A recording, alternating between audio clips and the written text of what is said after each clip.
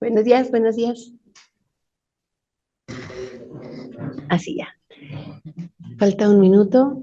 Muy buenos días. El día de hoy presentamos la sesión con título de la adecuación terapéutica a la asistolia controlada. Presenta el doctor Enrique Monares, colocó doctor Quicón, defensor de toda alegría. Adelante, Enrique, buenos días. Gracias, muy amables a todos por estar aquí. Sé que internos y residentes están obligados, pero espero que les guste la sesión, y a todos los demás que están de buen agrado, desmañanados, sabiendo que la pueden ver grabada, también les agradezco mucho que estén aquí. Decía Sir William Osler, el padre de la medicina interna, que uno de los fundamentos del hospital, no solo eran dos los fundamentos más importantes de un hospital, que eran la autopsia y las sesiones anatomoclínicas, que eso era lo que debía de decir cuál era el nivel de la medicina de cada hospital, y el evento académico más importante siguen siendo estas sesiones, no porque yo la esté dando, pero es importante que regresen, que sean fundamentales en la formación y que venga uno por gusto, como nos inculcaron a nosotros a venir aquí. Tenemos las redes sociales que solo sirven para aprender y enseñar medicina. Si ustedes gustan seguirnos, esos son mis datos de contacto. No tengo conflictos de interés, lo cual quiere decir que nadie me paga por dar esta plática, pero yo pagaría por estar aquí con ustedes. Y una cosa que yo he puesto últimamente en las pláticas, que me parece que debemos regularla: nada de esta plática fue hecha con inteligencia artificial. No es que esté en contra, pero yo creo que si la vamos a usar, es importante que declaremos que la tecnología utilizó inteligencia artificial para las pláticas. Y bueno, vamos a hablar de la asistolia controlada y de la adecuación del esfuerzo terapéutico. Ha habido muchos nombres a lo largo de estas sesiones de asistolia, de la adecuación terapéutica. Uno de los primeros, que era un título un tanto agresivo, de hablar de encarnizamiento terapéutico. Cuando se pensaba que se estaba haciendo de más, se empezó a decir el término encarnizamiento terapéutico, y cuando se empezó a tratar de que esto no sucediera, se cambió el término a adecuación terapéutica. ¿Qué quiere decir esto? Nuestra intención es seguir ayudando, principalmente disminuir o evitar todo sufrimiento. Pero cuando llega un momento en el que es imposible detener la enfermedad y la historia natural de la vida, nos adecuamos. Ya no estamos hablando de salvar, sino de darle dignidad y evitar el sufrimiento a estas etapas. Esto lo hablamos con la adecuación terapéutica.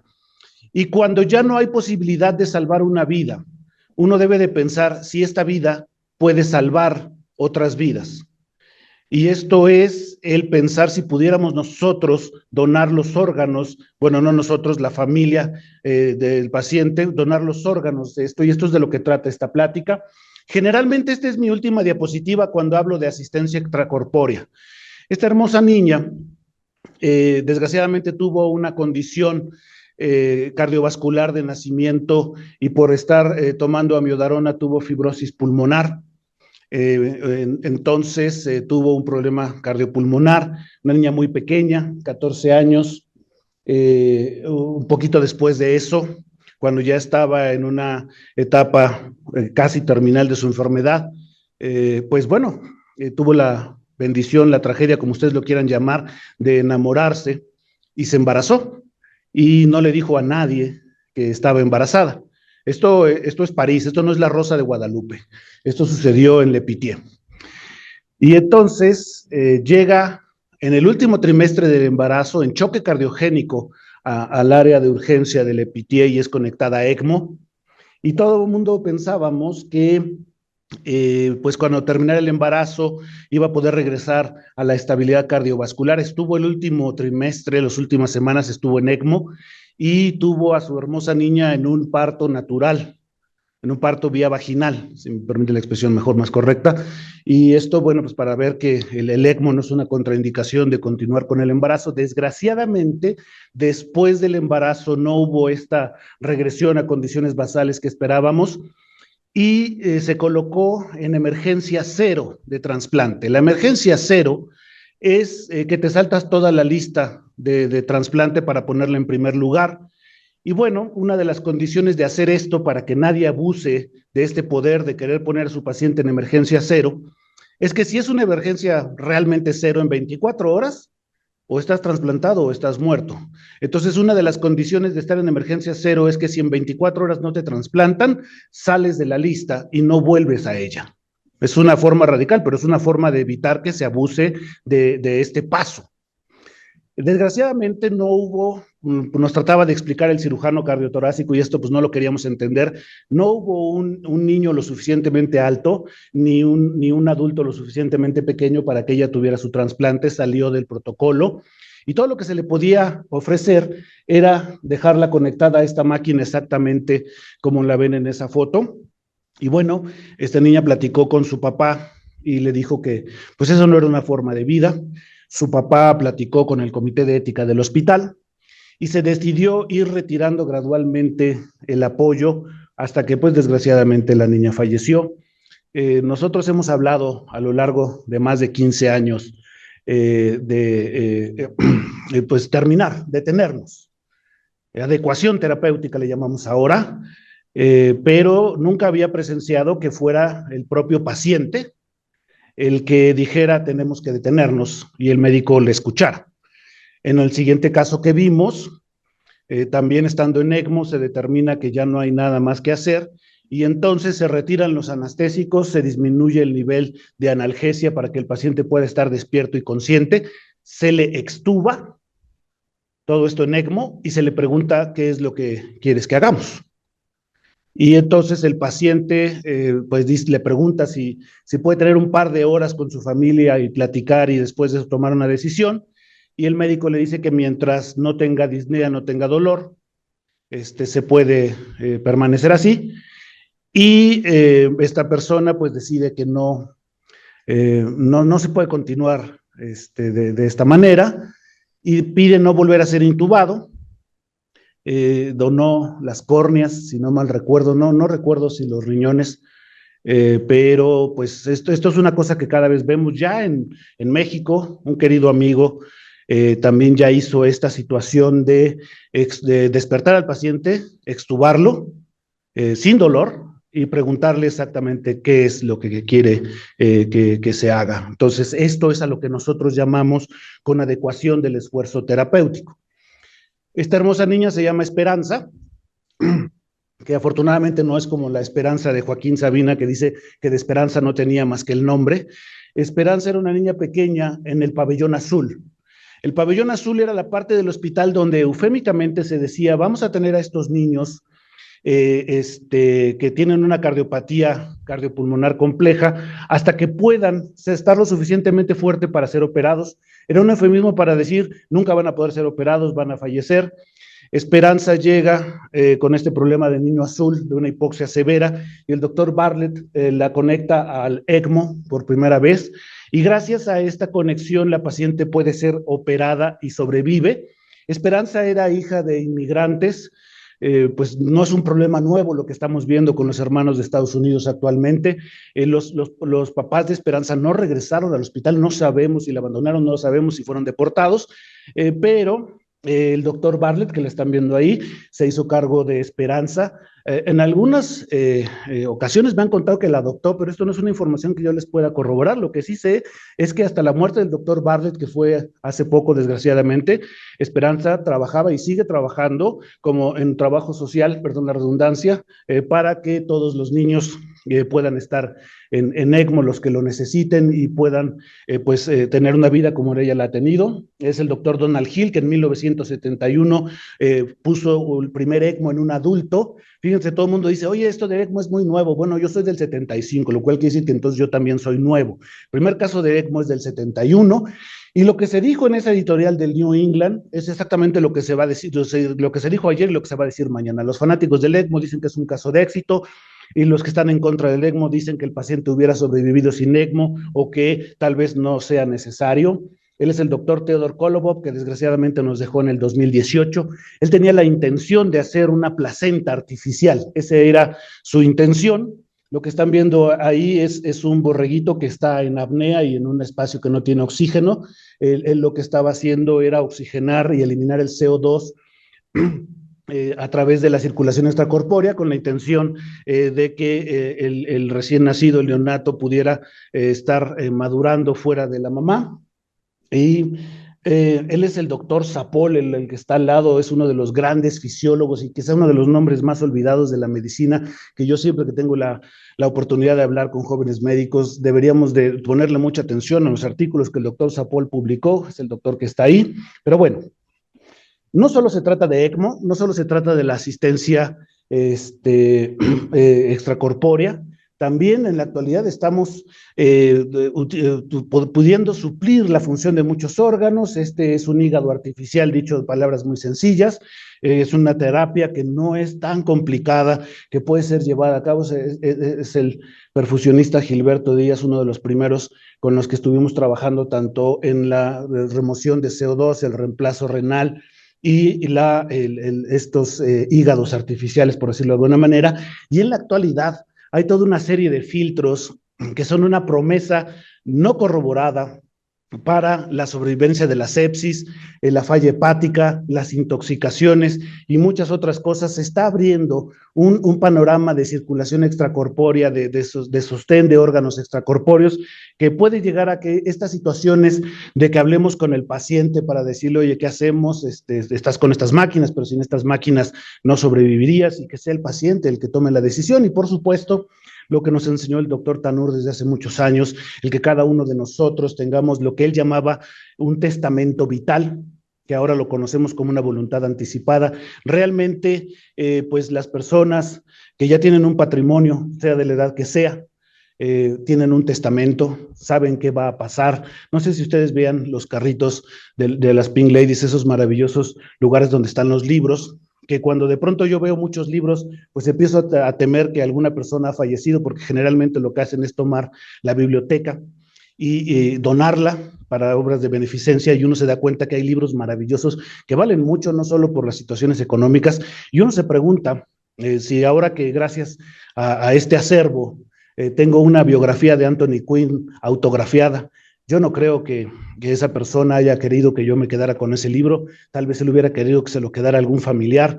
En esto, entonces, tener un testamento y también hablar con nuestros seres queridos de qué es lo que nosotros queremos que suceda, si en algún momento pues estamos conectados a una circulación extracorpórea que no nos va a llevar a ningún lado.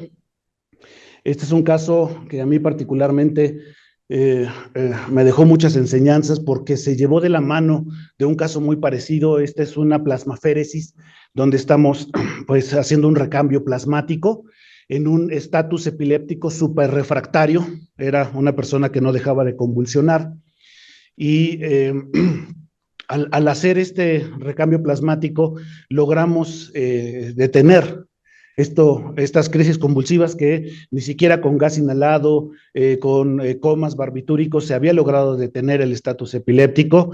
Gracias a la plasmaféresis, la persona dejó de convulsionar. Al mismo tiempo, una persona que fue muy querida para nosotros, que es muy querida para nosotros, tuvo un estatus epiléptico súper refractario, no se ofreció esta terapia y pues desgraciadamente la paciente falleció. Entonces sí hay un cierto lugar para la circulación extracorpórea en los reemplazos en muchas cosas. El cerebro puede beneficiarse de una plasmaféresis en los estatus superrefractarios, el pulmón, que fue con lo que inició todo, el corazón, el riñón, el hígado, y ahora pues muchas otras cosas como el endotelio.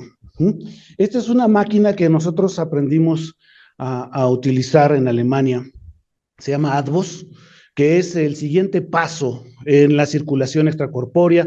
Es una máquina, es una sola máquina que puede regular el pH. Es una cosa increíble porque es muy difícil, incluso en pacientes que están en reemplazo renal, el poder lograr un equilibrio ácido-base. Aquí le pides a la máquina exactamente cuánto quieres que el paciente tenga de pH, de potasio, puede hacer las veces de un hígado artificial, puede ayudar en la remoción de CO2, no en la oxigenación, pero sí en la eliminación de CO2. El ADVOS es una máquina que promete ser un nuevo paradigma en la circulación extracorpórea, porque es una sola máquina donde ya se integra todo esto, ya no estamos utilizando todas estas máquinas. Y bueno, la terapia intensiva nació con pacientes despiertos y sonriendo. Desgraciadamente, la tecnología requirió que empezáramos a sedarlos, y después nos pareció una costumbre que el paciente estuviera sedado Y bueno, en la actualidad, yo espero, la máxima intención es que la terapia intensiva que nosotros veamos en los siguientes años sean pacientes despiertos y sonrientes. Él es un paciente en ECMO que en cuanto lo despertamos, porque ya estábamos en etapa de recuperación, pues no sé si es una situación generacional de la gente muy joven. Lo primero que hizo fue tomar el celular de su mamá y tomarse una selfie. Esta es una selfie en ECMO de un paciente que estaba muy contento a pesar de estar en ECMO y que actualmente está en su casa, es una maravilla. No todos los casos son así. Después, cuando tenemos esta máquina, pues tratamos de ver hacia dónde queremos llevarla y tal vez la llevamos al extremo. Este es un caso de RCP ECMO en el metro de París. No ha sido una situación exitosa, pero pues se intenta ofrecer a los pacientes esta esperanza de vida que no sabemos si sea del todo correcta, porque muchas veces el milagro de que un paciente puede sobrevivir desgraciadamente no incluye al cerebro y cada vez se habla más de estas situaciones donde una máquina milagrosa, así lo dicen el New York Times y otras revistas, salva la vida, pero el paciente queda en una penumbra. Pues sabemos que esto es lo que llamamos coma vigil persistente, muerte cerebral, etcétera, etcétera, pero es estos momentos, en especial el coma vigil, que es un paciente que no está en muerte cerebral, donde llegamos a la siguiente etapa. La posibilidad de que no salvamos una vida, pero tal vez podamos cambiar radicalmente la vida de muchos otros pacientes al lograr que aumentemos el número de donadores, que es una situación fundamental en cada hospital. Este caballero fue uno de los pacientes que estuvieron en ECMO en COVID en Estados Unidos, un milagro de la medicina norteamericana. Se utilizó ECMO, muchísimas máquinas, etcétera, etcétera. Y bueno, pues el señor tiene una deuda pendiente con el gobierno que se le están cobrando de $10 millones de una persona que tiene un trabajo con el mínimo en Estados Unidos. Eso también es una cosa que tenemos que entender sobre la situación de ofrecer terapias. Este es un mapa de los centros que ofrecen, avalados por instituciones internacionales, circulación extracorpórea, ECMO, se llama ELSO, la organización. Estos son los que están en México y desgraciadamente solo hay dos, uno privado, que tiene un nivel de certificación platino, es decir, dan el non plus ultra de ECMO, lo que se puede hacer en cualquier parte del mundo, y el otro es un centro oro, que pues certificado por la ELSO hace las cosas bien. Nos da mucho orgullo decir que el centro público, que el centro oro es una institución pública, es el Instituto Nacional de Cardiología, que está haciendo las cosas maravillosamente bien, liderados por grandes doctores como el doctor Gustavo Rojas, que está logrando que una institución pública, en estos tiempos que ustedes quieran decir de la política que es, esté logrando que el instituto sea un centro oro, es decir, que se certifica a nivel mundial, que hace las cosas como deben de ser en cualquier parte del mundo. Desgraciadamente solo hay dos centros y hay una infinidad de centros ELSO que no están registrando sus pacientes. La gran mayoría de centros en México no está registrando su actividad, algunos ni siquiera son centro ELSO, esa es una situación controversial que tenemos que ver, pero por supuesto, no todos los hospitales deben tener ECMO, pero todos los pacientes que lo necesitan deben tener una puerta para llegar a esta terapia. Esto es una situación que hicimos con inteligencia artificial hace algunos años, en el 2017, en el que veíamos los picos de influencia H1N1 con los datos que se tiene gracias a la Academia Nacional de Medicina. Nosotros pronosticamos que la siguiente epidemia en 2020 iban a ser 250 pacientes de H1N1. Esto es lo que pasa con todas las pronosticaciones. No fue H1N1, fue COVID y no fueron 250, fueron 300. Pero bueno, haciéndose, somos necios y seguimos tratando de predecir el futuro y después de justificar por qué nos equivocamos, pero en ECMO, en México, veno arterial, pues se necesitaría un mínimo el año que viene de 150 casos. 150 casos de ECMO veno arterial es el mínimo que debería existir en México. El año pasado solo hubo 50 y muchos de ellos no fueron registrados en la ELSO. Respecto a ECMO veno-venoso, 225 casos, en México hubo 70, es decir, estamos muy por debajo de lo que debe de ser. Una terapia que ni siquiera ha demostrado a ciencia cierta que salve vidas. Esto es muy triste, pero si nosotros nos vamos a la ciencia fuerte, a los números estrictos, ni el ECMO venoso, el que ayuda al pulmón, ni el ECMO veno arterial, en estas curvas de Kaplan-Meier, han demostrado que esto salve vidas. Hay que tener mucho cuidado también con estas situaciones.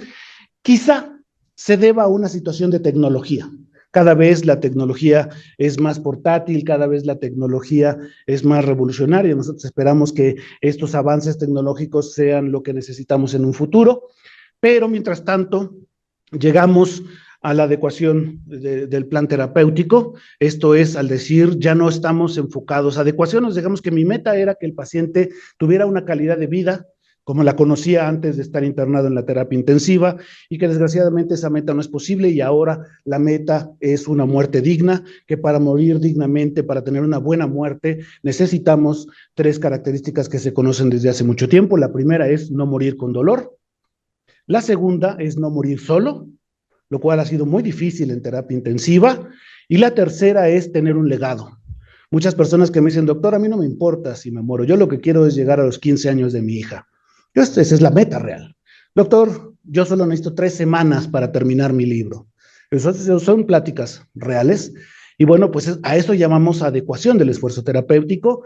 Y una vez que hay adecuación del esfuerzo, que ya sabemos que nos vamos a detener, no detener, sino cambiar la meta ya no es salvar, sino evitar el sufrimiento, va a llegar un momento en que la historia natural, la muerte, va a llegar con el paciente, y es el momento de preguntarnos si podemos salvar más vidas. Y esto es que necesitamos 40 donantes por cada millón de habitantes. En todas partes del mundo se necesitan 40 donantes por cada millón de habitantes. España ha logrado, por eso el plan mundial se llama 40 donantes, no plan donación 40, lograr 40 donantes por cada millón de habitantes. España ha logrado 35, sabemos que es el non plus ultra en este ramo. Estados Unidos ha logrado 25, Europa 18, México tiene 2. Esto es lo siguiente que vimos en Le Pitié. Espero que no moleste la sensibilidad de la fotografía, la voy a regresar un momento. Es un paciente que está completamente desconectado de todo, no tiene bombas de infusión, no está monitorizado, pero sigue en ECMO. Uno se preguntaría si olvidaron apagar la máquina, pero la verdad es que el paciente estaba perfundiendo sus órganos para poder donar. ¿Sí? Es un paciente que falleció y se conectó a ECMO después de fallecido para preservar los órganos, para que los órganos pudieran ser llevados, por ejemplo, el corazón a Suiza, los riñones, etcétera, en la parte de la comunidad europea. Entonces, esto es a lo que se llama donación en asistolia controlada, esperar a que el paciente fallezca, 5 minutos de fallecido, se inflan unos globos en las carótidas para evitar que regrese el flujo de sangre al cerebro, se conecta al ECMO, se perfunden los órganos y se va a donación. Después, una vez que se preservan los órganos, llega a la primera donación, que puede ser, por ejemplo, el riñón, y entonces, donado el riñón, se pasa el pulmón a una máquina de circulación extracorpórea, se lleva a otro lugar, después se pasa el corazón a otra máquina de asistencia extracorpórea, se lleva el corazón a otro lugar para lograr donar la mayor cantidad de órganos. El donar en asistolia controlada triplica la posibilidad de éxito.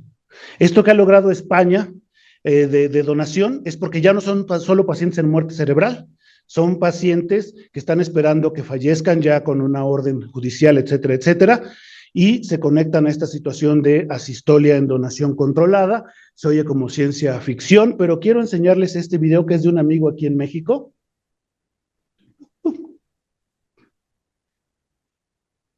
Esto es México, este es un modelo experimental, pero ya hay personas que pueden hacer esto en México, que es conectar al paciente a una circulación extracorpórea una vez fallecido, preservar el corazón, preservar el pulmón. Esto se llama asistolia controlada. Lo hacemos en modelos experimentales, se hacen modelos experimentales, yo todavía no lo hago. Gente aquí como el doctor Rafael Lima, el doctor Montes de Oca, ya han tomado estos cursos para lograr hacer asistolia controlada. Y bueno, tenemos que cambiar la ley en México, porque no hay una imagen jurídica para este tipo de pacientes. Por ejemplo, no podemos trasladar un paciente en muerte cerebral porque no hay una imagen jurídica. Son situaciones que tenemos que ir controlando, tenemos que cambiar la ley, tenemos que cambiar la cultura, pero esto puede ser el futuro para salvar más vidas. El ECMO es un puente pero si no lo hacemos de manera adecuada, puede ser de un puente al paraíso a un puente a la tragedia. Y lo más importante es saber para qué estamos vivos. Me disculpo que no tengo una imagen más nítida, pero también esta hermosa niña fue trasplantada de pulmón y ahora lo que hace es todos los días es surfear en una playa y ganó una competencia. Hay unas olimpiadas especiales para trasplantados y ella ganó una medalla de plata en estas competencias. Ahora se dedica a surfear, es lo que ha hecho como proyecto de vida. Pero pues no solo se trata de sobrevivir, se trata de que estemos orgullosos de haber sobrevivido. Y para estar orgullosos de haber sobrevivido, tenemos que tener algo más grande que nosotros, con permiso de la familia. Esta hermosa niña también estuvo en ECMO por una situación de embarazo aquí en nuestro hospital, bueno, en el campus Santa Fe. Y bueno, ella pues desgraciadamente todo el tiempo que estuvo en ECMO pues fue lo del parto de su niña. Este es el momento en el que ella es dada de alta y conoce por primera vez a su niño, perdón, es un hermoso niño, es el momento en el que lo conoce por primera vez después de haber estado en ECMO. Y bueno, este es el primer caso de RCP-ECMO en México y el primer caso de éxito que yo tengo documentado, que también fue en este hospital, bueno, en el campus ABC Santa Fe, en esta institución, si me permiten decir así, 15 años del primer RCP-ECMO, el primer intento de salvarle una vida, poner el ECMO durante compresiones, y lo que esta hermosa mujer nos comentó una vez, estábamos celebrando, si no mal recuerdo, los 8 años de haber estado en este RCP de ECMO, y ella me dijo palabras que ojalá todos nuestros pacientes nos digan, ¿no? Ella me dijo que si es por lo que estoy viviendo hoy, yo volvería a pasar por ese infierno llamado ECMO. Lo más importante en esta vida es recalibrar. El 60% de las veces estamos equivocados. Y entre más expertos nos creemos, esto es una conclusión de un premio Nobel de Economía. El 60% de las veces estamos equivocados. Y entre más expertos somos, más estamos equivocados. Lo único que vale la pena es recalibrar. Lo que creíamos que era verdad con nueva evidencia, creíamos que podíamos salvar una vida, pues ahora nos damos cuenta que podemos evitar que esta persona sufra. No logramos evitar que esta persona sufriera tanto como pudimos haberlo hecho, pero es posible que podamos salvar vidas a través de la donación. No solo se trata de donar en muerte cerebral. Para lograr salvar más vidas, tenemos que empezar a hablar de asistolia controlada. Esto es recalibrar nuestras mentes y recalibrar las leyes en México. Muchas gracias por su atención y ojalá que haya muchas preguntas.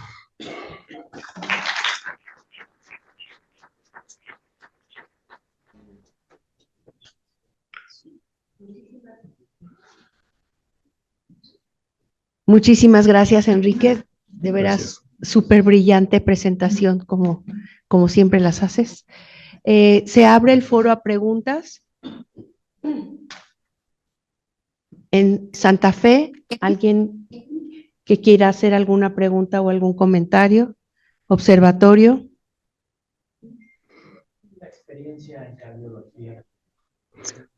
Yasmín, hay preguntas en el chat, si gustas leerlas, yo ya voy camino al auditorio. Aquí hay una pregunta del doctor.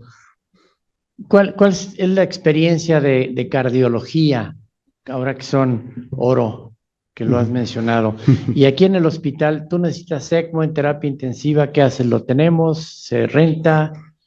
Mire, quiero platicarles que el primer caso de donación, 1967, el doctor Bernard, es un caso de asistolia controlada, porque él estuvo esperando a que un paciente falleciera para tomar el corazón y implantarlo en el paciente que estaba esperando. Es decir, no es el caso como lo conocemos ahora, de que vamos, muerte cerebral, explantación. Él lo que hizo fue exactamente lo que ahora conocemos como asistolia controlada, que es esperar que el paciente, ni siquiera era un paciente en muerte cerebral, era un paciente que se sabía que el corazón estaba sano y estaban en espera de que falleciera para implantarlo. En cardiología se están haciendo programas principalmente para hacer Centro Oro. Una de las cosas que más se tiene que hacer es educación. Y ellos tienen un plan formidable de educación en ECMO, donde se incluye la enseñanza de la sistolia controlada. Desgraciadamente, pues solo podemos hacer cosas académicas porque necesitamos cambiar ciertas leyes para que en México exista el término de asistolia controlada. Entonces, pues están en cardiología, están haciendo maravillosamente bien lo que estamos haciendo todos, estudiar mucho y tomar cursos en el extranjero y tomar cursos que se están haciendo por parte de la doctora encargada del Senatra, que ya está empezando a hacer este tipo de cursos y capacitar a la gente. En el hospital ABC se tiene ECMO, es una máquina de CardioHelp. Entonces, cuando un paciente lo necesita, así como hay un código azul, como hay un código stroke, se está trabajando, el doctor Juvenal Franco y toda la gente de aquí está haciendo el excelente trabajo de preparar lo que se llama un código ECMO, en el que ya podamos saber exactamente cuando decimos necesitamos un ECMO, esto es un choque cardiogénico, lo que en Estados Unidos se conoce como un heart team. Aquí tenemos la máquina y hay gente muy valiosa como Cristian Gaitán, que se formó en el Instituto de Cardiología, que es un experto en circulación extracorpórea, el doctor Thierry, que se acaba de incorporar al área de inhaloterapia, también es un experto en ECMO. Entonces en el hospital hay grandes expertos que ya pronto, estoy seguro, vamos a tener el código ECMO por parte del hospital, que ya tenemos aquí la máquina. Que no solo es la máquina es lo último, ¿no? Lo más importante es que haya un paciente que lo requiera y el personal entrenado adecuadamente, que ya lo tenemos. Eso es lo que hay hasta ahora. Muchas gracias. Enrique, buenos días. Tenemos un comentario del doctor Camilo Pizarro, el que dice: buenos días, Colombia. Excelente presentación y me complace compartir cada día más temas en común con un amigo, Enrique. Tengo una pregunta. Mientras se reglamente la DAC, ¿se podría utilizar el ECMO en un paciente con muerte encefálica?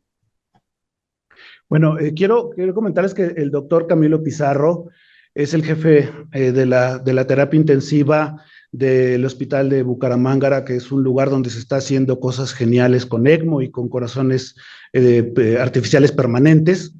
Gracias por llamarme amigo, espero poder corresponder.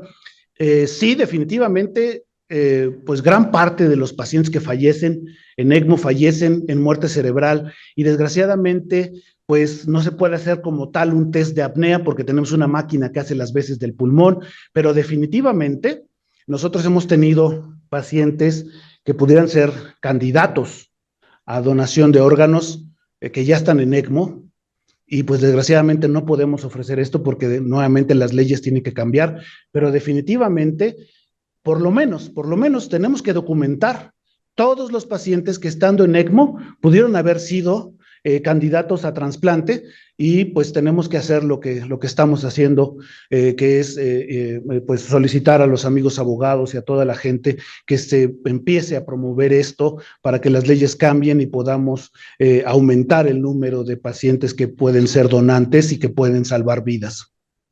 Gracias. Tenemos levantada la mano en los asistentes por Zoom. Por cierto, te quiero felicitar. 75 en Zoom en este momento. El doctor Tomás Faustino González tiene levantada la mano. Si gusta abrir su micrófono y hacer su comentario, por favor, doctor. Todavía no le puedo ganar al doctor Moreno, por la que sigue. Sí, el doctor Tomás Faustino tiene levantada la mano. Bueno, parece que no comenta, entonces vamos a proceder a leer los comentarios en el chat. Tenemos del doctor Ernesto López Almaraz. Muchas gracias por la charla, Enrique. Es importante destacar que las máquinas, los filtros, las soluciones, etcétera, sin una indicación adecuada y sobre todo una prescripción correcta, no van a hacer la diferencia. De modo que es importante hablar de terapias y no de equipo médico. Efectivamente. Hace otro comentario. ¿Qué implica desde el punto de vista logístico, personal, equipo, etcétera, administrativo, autorización, seguro, etcétera, y financiero el costo de iniciar una terapia ECMO? Bueno, perdón que conforme pase el tiempo yo me vuelvo muy radical. A lo mejor es porque ya estamos en la etapa de bajada en nuestra vida productiva, pero yo no tomo en cuenta los seguros médicos para nada. O sea, un seguro médico no me puede decir si un paciente tiene derecho o no tiene derecho a una terapia, ¿sí? Que el familiar se tenga que pelear con el seguro médico porque está pagando, porque alguien le prometió que cuando necesitara no iba a haber ningún pero y ahora solo hay peros, pues yo le puedo ayudar todo eso. Yo le puedo decir al familiar, aquí está la hoja médica que dice que esto está bien indicado, como lo acaba de decir muy bien el doctor Ernesto, es una terapia, ¿sí? Entonces, yo tengo una opinión médica y yo no me molesto en preguntarme, ¿el seguro lo va a autorizar? Yo no creo que un médico deba de preguntarse si un seguro médico lo va a autorizar. Uno de los más grandes orgullos administrativos que tengo es que yo no trabajo con ningún seguro de gastos médicos y las veces que por atención al familiar, no al seguro, por atención al familiar, lleno una hoja de gastos médicos, pues lo que más me gusta es tachar ahí donde dice se adapta a usted. Yo no me adapto a nada que tenga que ver con un seguro médico, yo veo pacientes. No hay ninguna otra profesión en el mundo donde su empleador le diga cuánto vas a cobrar, ¿sí? Uno puede llegar a un restaurante de lujo y comer a un cierto precio, y puede ir a una cocina popular e ir a otro, pero no puede ser que alguien llegue y diga, este restaurante yo ya lo valoré y tú solo puedes cobrar esto. Entonces, la situación de que me dicen, oye, ¿y esto cómo lo arreglas con los seguros? No los tomo en cuenta. Yo les digo lo que hay que hacer a la familia y hacemos todo lo posible, y si llega la situación donde me dicen, oye, fíjate que no hay forma de pagar esto, pues afortunadamente también tenemos una red de amigos donde hemos podido saber, no es raro que de pronto, fíjense esta situación, no vamos a poner nombres, no vamos a poner situaciones, pero de pronto me dicen, oye, tenemos que poner un ECMO, llegamos al hospital, el seguro no lo autoriza. Bueno, mira, fíjate que afortunadamente en el Hospital Juárez de México hay un programa que está iniciando ECMO, ellos pueden poner al paciente en ECMO, mantenerlo en ECMO, y de pronto me dicen, oye, pero pues el seguro sí autoriza todo lo demás, no podremos hacerlo si no, mira, tenemos que hacerlo bien, lo que tiene que hacer este paciente. Si el seguro no le puede dar un ECMO, pues como dije en la diapositiva, no todos los hospitales deben de tener ECMO, pero todas las personas que lo necesitan deben de tener el derecho a llegar a un hospital donde exista ECMO. Espero haber respondido a esta pregunta y espero que este comentario me vete cada vez más de los seguros médicos. Desde Milagro City te saluda de Arteaga Mendieta. No sé si sea hombre o mujer porque dice Fabri y no sé si es Es una pregunta que no viene muy bien en estos tiempos, ¿no? Es bueno, un doctorés. De Blancas Midi, que ya lo está grabando. Otra vez pregunta Ernesto López Almaraz. Enrique, sí. ¿A quién atribuyes la baja o nula tasa de donante fallecido en el Centro Médico ABC? Miren, yo recuerdo que una vez procuramos a un paciente en ABC Santa Fe, y no recuerdo otra procuración, no sé si ustedes me puedan comentar, si no mal recuerdo, esto fue en el 2007. Nosotros procuramos 3 en el Hospital General de México, 1 en San Angelino Universidad. Entonces, pues aquí la situación no es cuántos, todos los demás, todos en el mundo, cuántos no han logrado procurar. La pregunta es, yo, ¿cuántos he logrado procurar? Entonces, la respuesta es, todos los días hay lo que se llama en el mundo y en el Hospital ABC, aquí, esto que se conoce código 6. Código 6 es todo paciente que tenga un Glasgow menos de 5 puntos, debe de ser evaluado para saber si es donante, si es un candidato a donación. Me van a decir, oiga, doctor, el 80% de los pacientes en código 6 es porque tienen dosis altas de propofol. Ah, bueno, pues entonces tenemos que ver cómo reducimos esas dosis de propofol. Entonces, ¿cómo hacemos esto? Pues nos procuramos en yo. ¿Cuántas personas, cuántos pacientes estoy viendo en este momento que pudieran ser donantes? Así es como tenemos que subir el número de donaciones, yendo uno a la vez con la única persona que podemos convencer de ser de un programa de donación, nosotros. Entonces, ¿cuántos he visto yo hoy que debo decir este paciente puede ser candidato a donación? Porque es el momento en el que yo me doy cuenta, este paciente podría ser candidato a donación y de pronto el diablito nos dice, no te metas en broncas. Te felicita Janet Abague. Brillante Gracias. Presentación, Enrique. ¿Sabes si esta planeación para tener tema ECMO en el hospital está incluido en el Comité de Bioética? Sí, claro que sí, se ha comentado.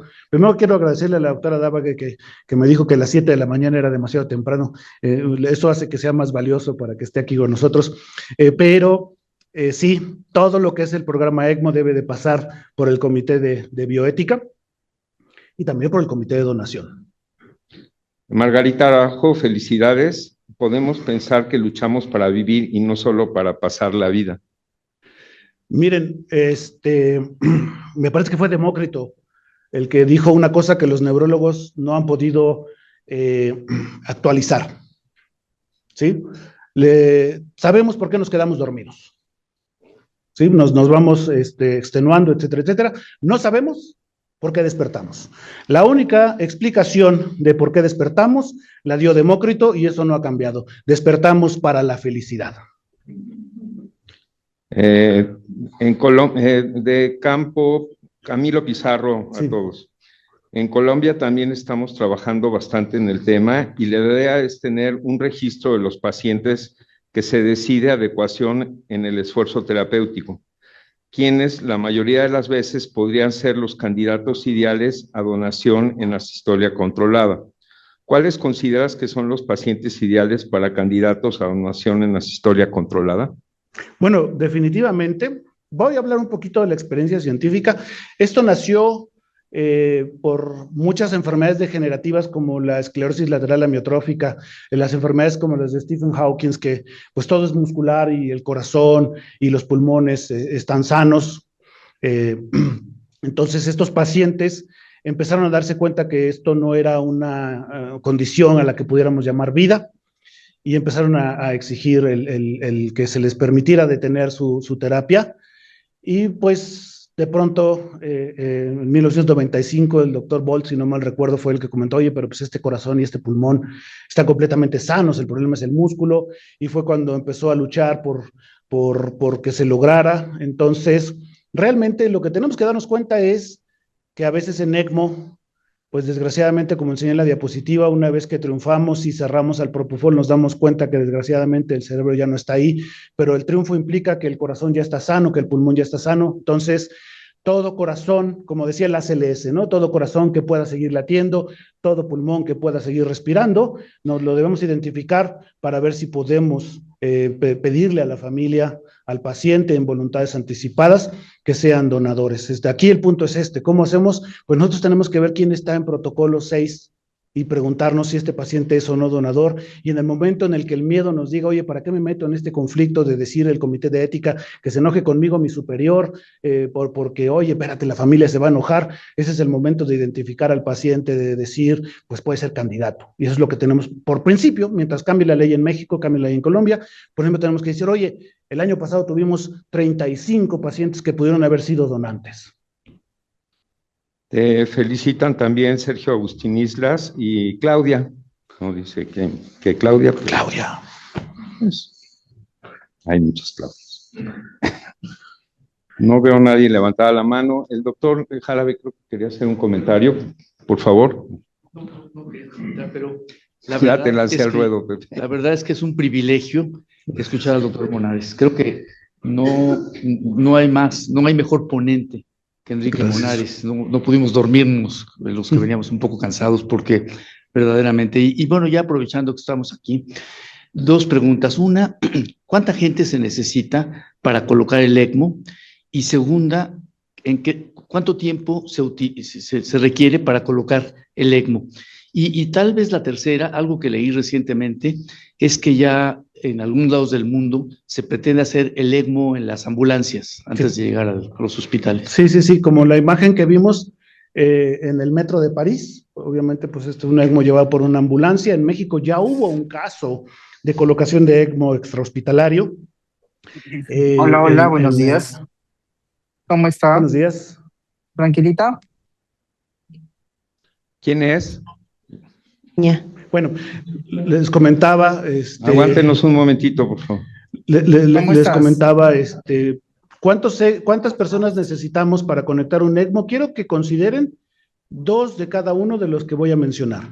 Necesitamos alguien que decida si el paciente es candidato, alguien que arme la máquina alguien que coloque las cánulas, alguien que esté al tanto de la hemodinamia del paciente. Esos son los mínimos indispensables, es decir, necesitamos 8, porque el segundo es alguien que está aprendiendo, alguien que está haciéndolo profesionalmente, alguien que está aprendiendo. En asistolia controlada, en el momento en que la presión arterial sistólica baja de 60 milímetros de mercurio, inicia lo que se considera la isquemia caliente, y en ese momento tenemos 30 minutos para que la máquina ya esté conectada, una vez que contemos 5 minutos de asistolia. Del momento en el que el paciente cae en paro, se toman 5 minutos, y en menos de 30 minutos, 60 minutos global, en asistolia controlada, el ECMO debe de estar perfundiendo los órganos. En ningún otro momento tenemos órganos que estuvieron solo menos de 30 minutos en hipoperfusión. Y un ECMO RCP debe ser colocado en 20 minutos. Aquí en este mismo hospital se han colocado en 15 minutos por personal extraordinario, y generalmente el promedio son 30 minutos. Lo que tenemos que conectar a un paciente en ECMO. Esto es cada vez un proceso estandarizado y mecanizado. Espero haber respondido a la pregunta, y no sé si la persona que estaba hablando tenga una pregunta. Creo que ya apagó su micrófono.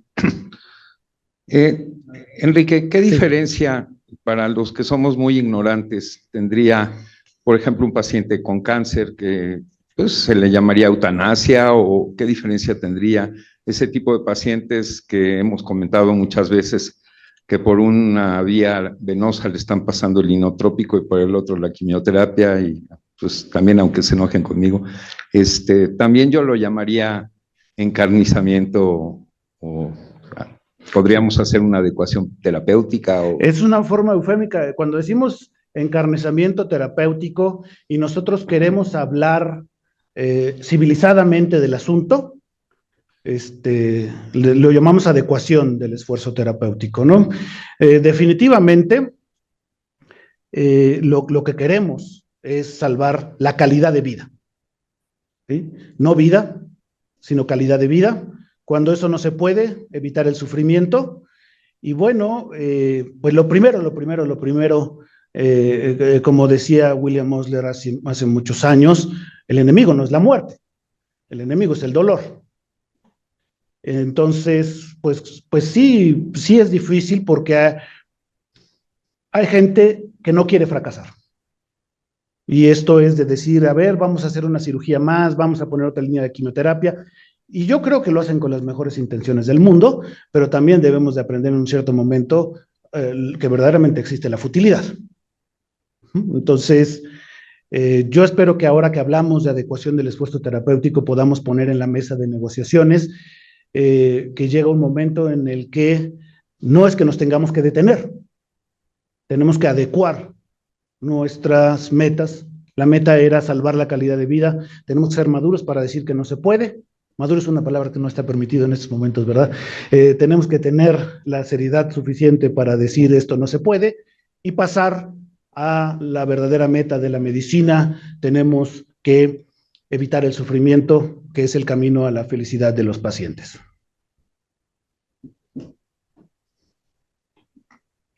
Hay más comentarios en el chat. John Bernardo Ortiz, ¿cómo ha sido la experiencia de ustedes del donante de órganos después de la eutanasia? Habla de la Fundación Valle Lili en Cali, Colombia. Bueno, esa es una pregunta que, no sé si le están preguntando al doctor Pizarro, pero la experiencia es que tenemos que cambiar las leyes en México para lograr esta situación, que es una de las principales razones por las que damos esta plática, ¿no? Ya se identificó Claudia Olvera, esa es la Claudia. Y JFG, muy buena presentación y comentarios, felicidades. Gracias. No sé, creo que los leímos todos. ¿Alguien más que quisiera hacer un comentario aquí en Observatorio? Yasmín. Aquí en Santa Fe, ¿alguien más? Sí, aquí, adelante. Hola, doctor, buenos días. Muchas gracias por la plática que Porque nos no, acaba de no te dar. logramos identificar. Hola. Soy Donají, soy residente de primer año de urgencias. Qué bien. Bueno, decía que primero que nada agradecerle, doctor, es una excelente plática y creo que nos abre mucho el panorama de, pues, de la terapia ECMO, que muchas veces llega a ser desconocida para nosotros como pues una terapia puente y más bien pues se llega a ver como algo muy complejo y como algo que se puede realizar poco, pero ahora que lo explica usted creo que es más entendible. Y yo tengo algunas preguntas respecto a este tema que usted acaba de presentar.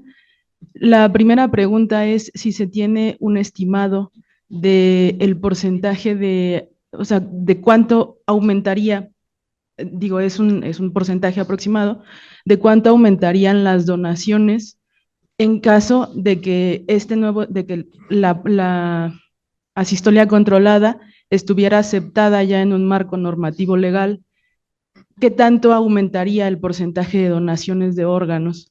Creo que eso es importante por lo que usted comentaba de, pues, de los porcentajes que se han alcanzado en España y en otros países, y pues dado que somos un país que tiene muy pocas donaciones, ¿no? Esa sería mi primera pregunta. Y la segunda pregunta es, bueno, que esta no es una pregunta, es más como, bueno, mitad y mitad. Creo que en general la forma de pensar de la mayoría de la población mexicana es que una vez que te conectan a las máquinas están haciendo un esfuerzo terapéutico extra, ¿no?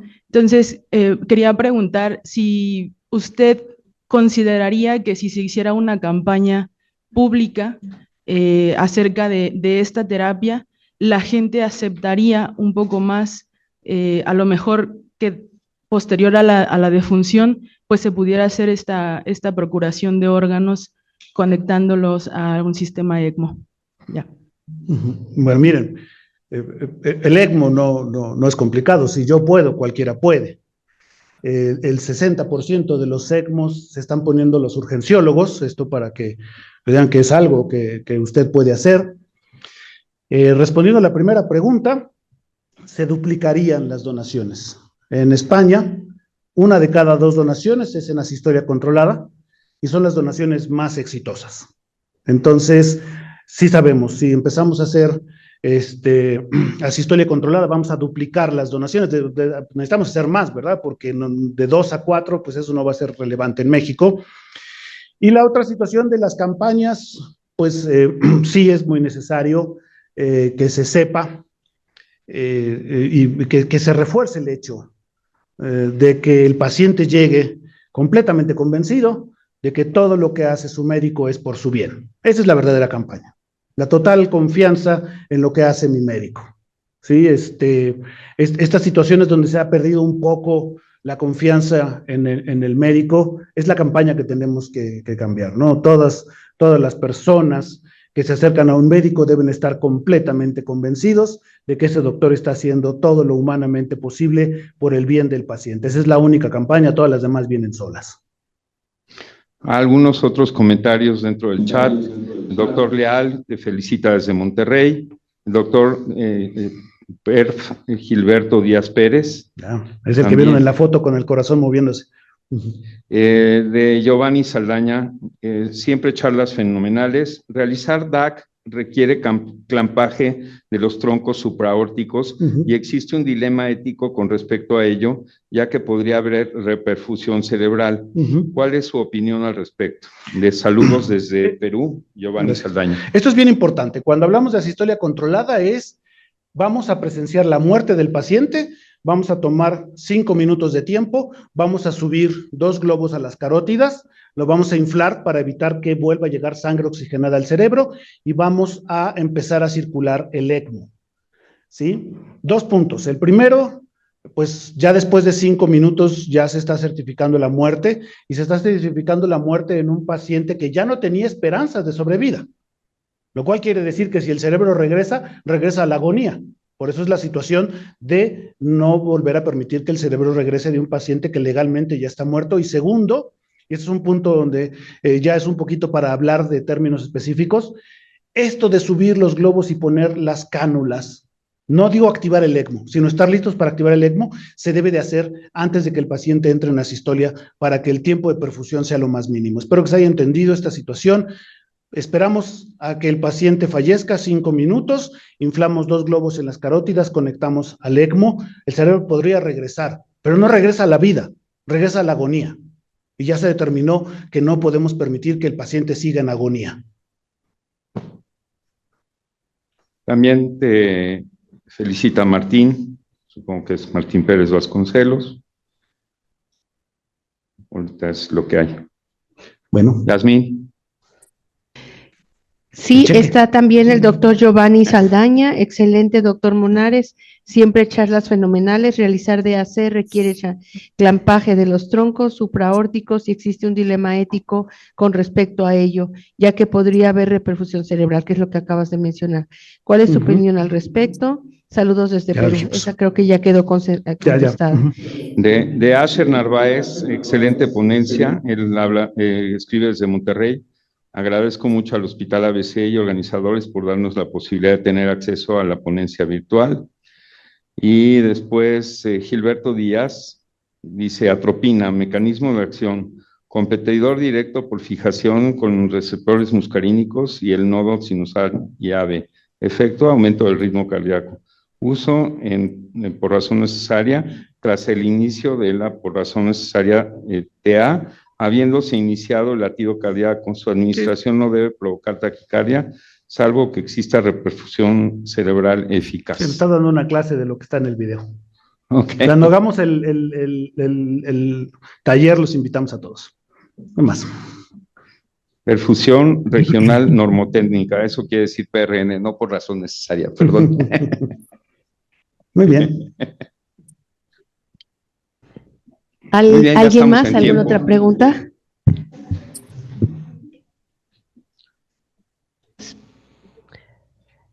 Pues si no hay más preguntas, agradecemos al doctor Monares por tan brillante presentación y la asociación a la entrega de una carta de reconocimiento y agradecimiento por esta ponencia.